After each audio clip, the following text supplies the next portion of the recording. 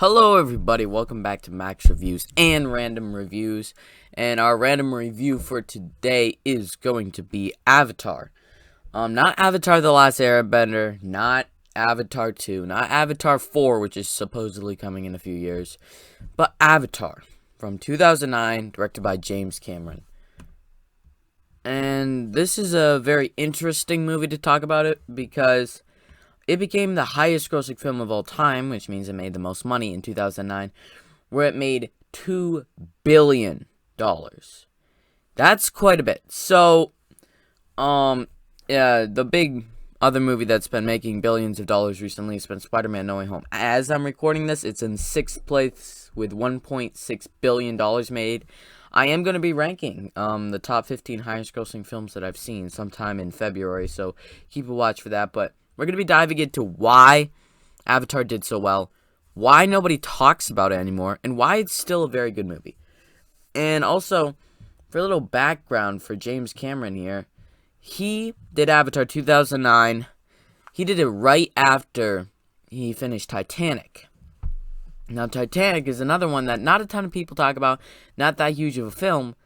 Well, it came out in 1997, but still, it became the highest grossing film of all time until Avatar beat it.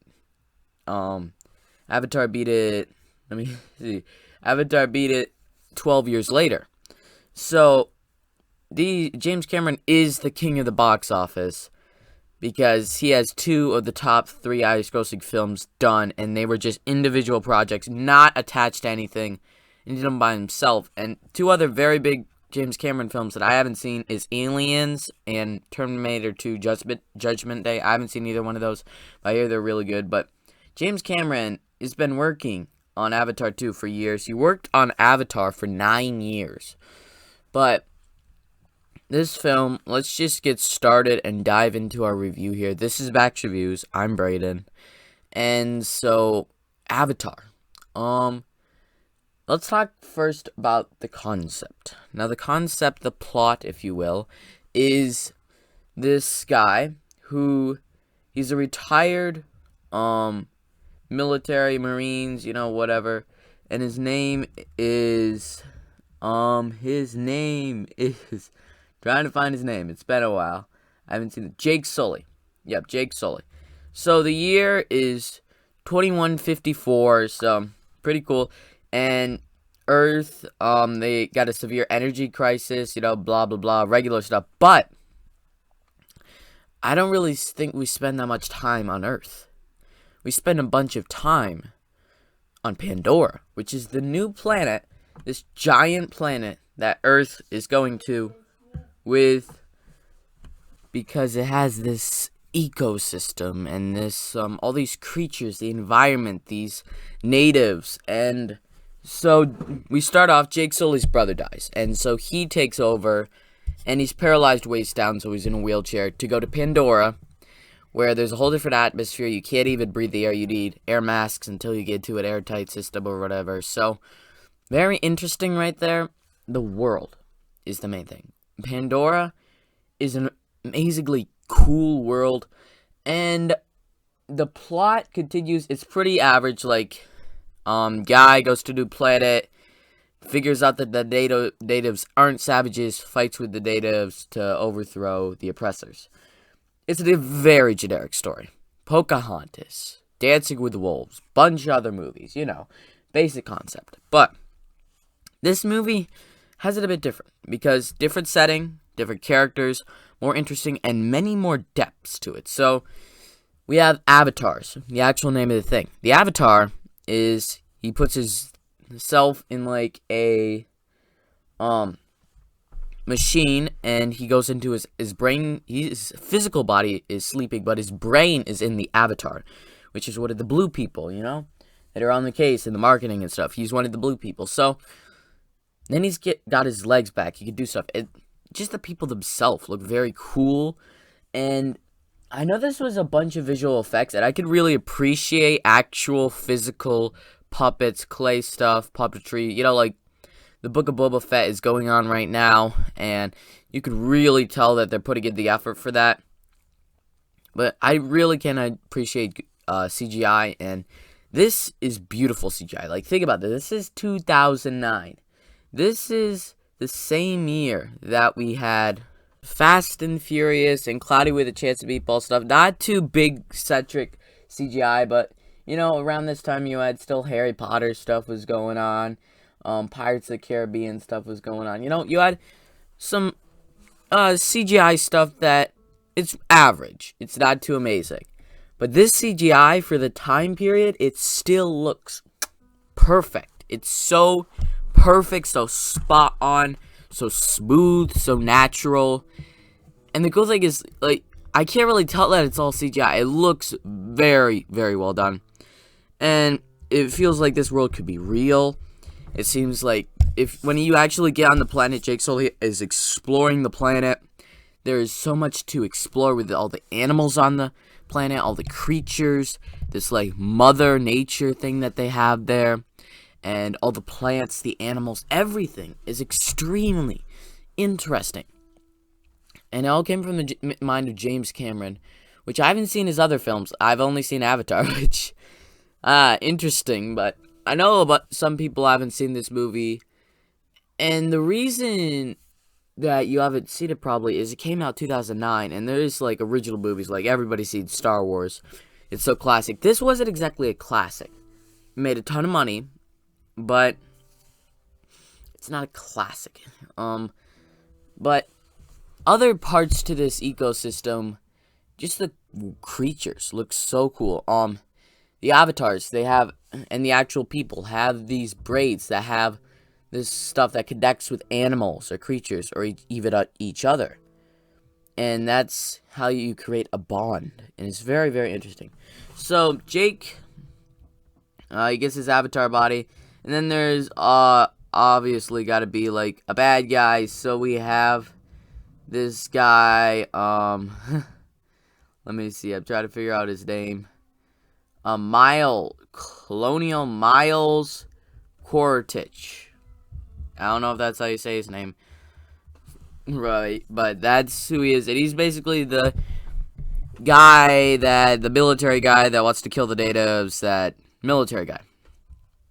And the cast here is pretty good. Like, the guy that's played Jake Sully has done legitimately nothing since Avatar. But also you have Zoe Saldana. I don't know how to pronounce her name, but Zoe Saldana. She plays Gamora. She's played a few other characters, and she plays like the main native here, and the natives are called Na'vi. And so it's a very interesting world of Pandora. Here, as I've said many times, just the world is very, very interesting. You have like dragons that fly, but it seems very natural. You have like rhinoceroses, sort of a thing. You have panthers, but they're bigger. And you have all these things. And even the Na'vi are like, they're a foot, I would say 2 feet taller than an average human, maybe more. They're way bigger. And then the humans have these like tank things that you've seen in a bunch of movies, like Matrix 3 and a bunch of other movies. Like they have pretty sort of cool human technology stuff that they could use it, like mech bots, you know, that sort of stuff that they could navigate the world in. And so they have the home tree, which is where they all live, sort of a thing, the natives that they're going with. And so the home tree, there's a big fight, and the home tree gets destroyed. After, of course, Jake is accepted. They don't know that he's a human, and so let me think, what's her name? The person that Zoe plays Netriti. Yeah, that seems right, Netriti.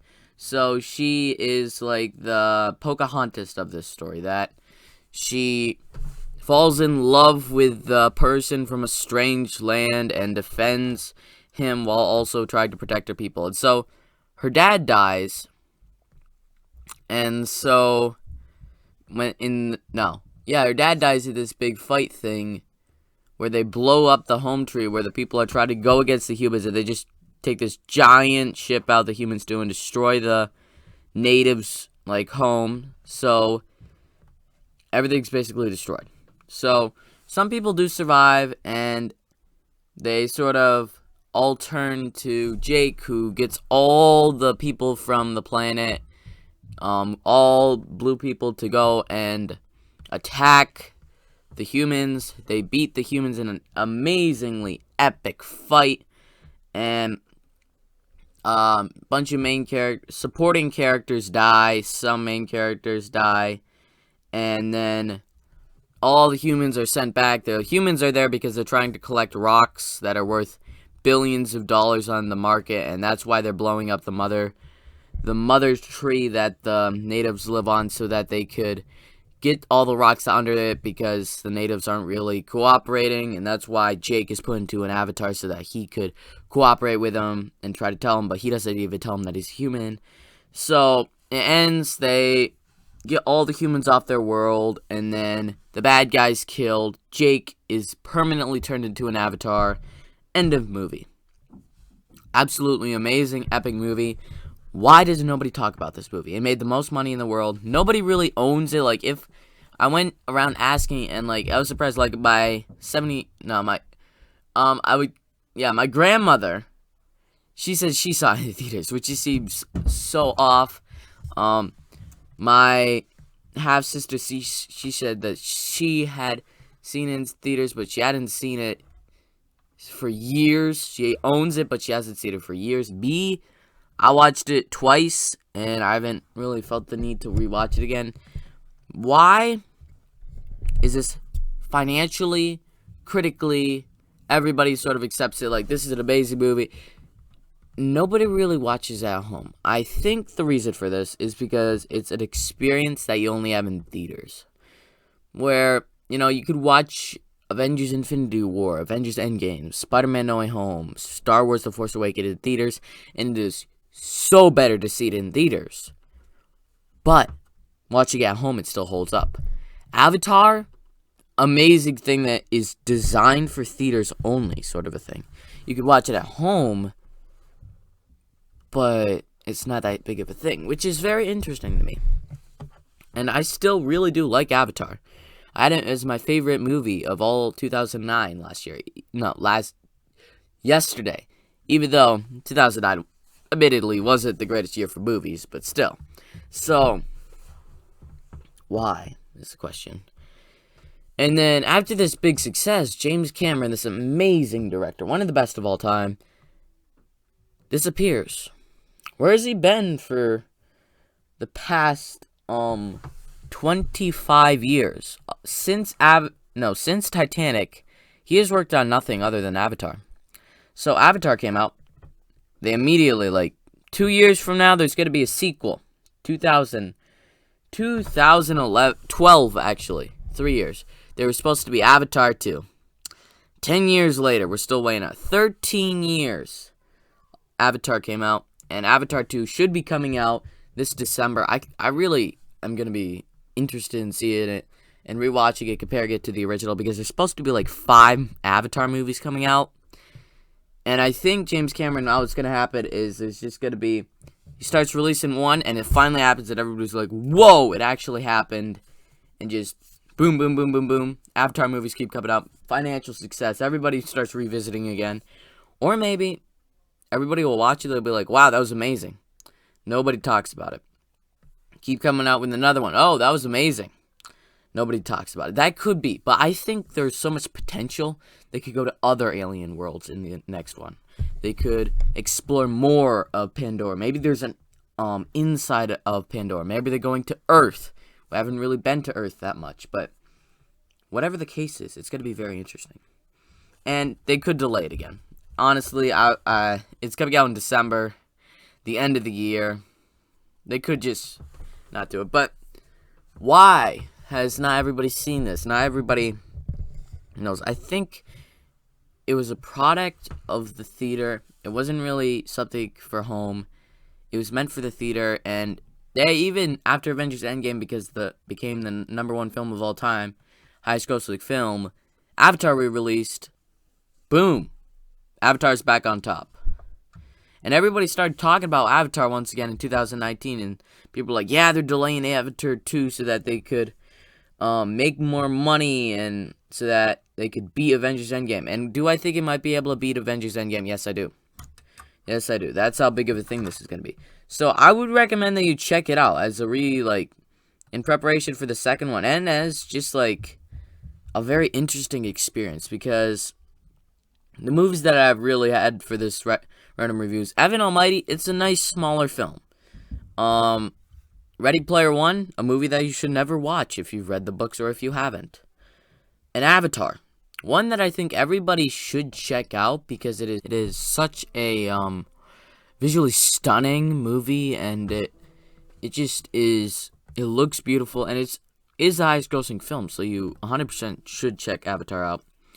But it's still sort of frustrating because of how nobody really talks about this movie or anything. So, Avatar, an extremely interesting movie that, yeah, I do actually really like it, and I know a bunch of people, I was checking out you guys' list from yesterday, and you guys don't really have it in your list, and I could understand that because either you haven't seen it because after theaters nobody saw it. Again, nobody ever rewatched it, or it doesn't make it to that level for you. But for me, I think it does, and I will defend Avatar, but I don't really think it broke the system or anything, sort of like Avengers Infinity War or Jurassic Park or anything big. It didn't really break the system out of this world, what? No, it's just sort of there. So it's frustrating, but that's my review for Avatar. Leave your comments down below if you've seen it or what you think if you would like it if you haven't seen it, because I know if you weren't born around 2009, I wasn't. No, if you weren't able to see it in theaters in 2009, then you probably haven't seen it. So just I'd give it a watch. More so than the other two that I've done for random reviews. But that's your review for today. I'm Brayden. This is Max Reviews. Have a great day. Brayden out.